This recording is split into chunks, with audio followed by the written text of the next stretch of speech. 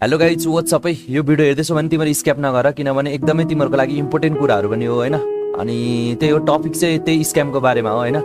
Like अहिले free fire कम्युनिटीमा नेपालभरि नै like हुन्छ नि यति धेरै स्क्याम भइरहेछ के।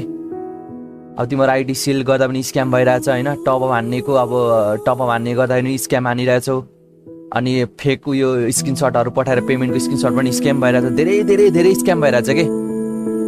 सो यो कुरामा चाहिँ तिमीहरूलाई म केही भन्न लागिरहेको छु होइन। सो मेरो फेसबुकमा चाहिँ म्याक्सिमम सब्सक्राइबरहरू फ्रेन्ड छ होइन।